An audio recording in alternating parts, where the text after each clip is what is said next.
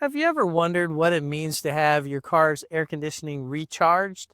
Or perhaps how do you know if it needs recharge? Or maybe how is it recharged properly? Well, we'll see if we can help you understand that a little bit better today. Welcome to Mercie J Auto Care, where compassion and craftsmanship come together.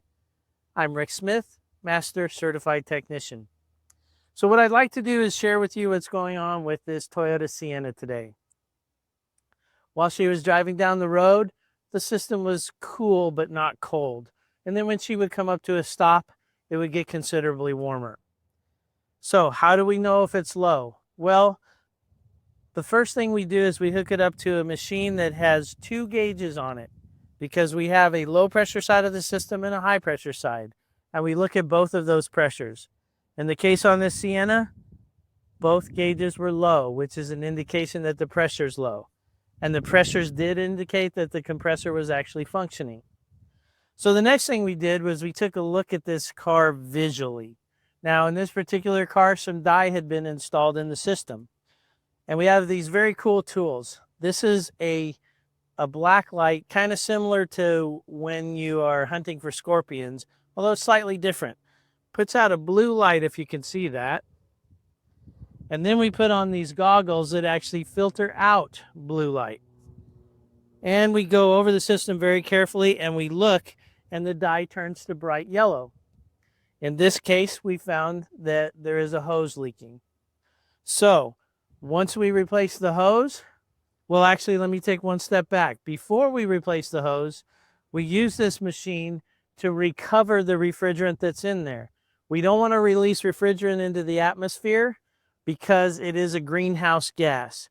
You may know refrigerant more as the term Freon, but that's really a generic term.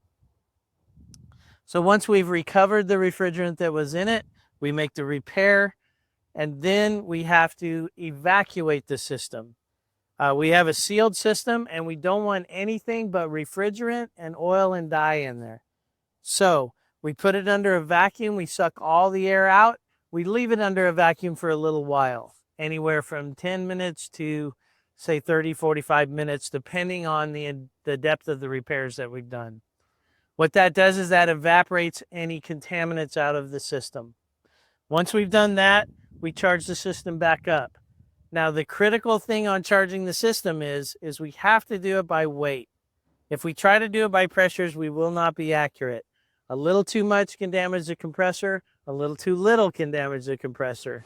So having the right amount of refrigerants in there is critical. This particular car calls for 1.9 pounds. So we basically put 1.9 pounds of refrigerant back in. We run it, we check the pressures, everything's good, it's cold, and we're ready to go. So I hope that helps you understand a little bit more of what it means to evacuate and recharge a car's air conditioning system. So thanks for watching today, and until next time, safe travels and blessings to you.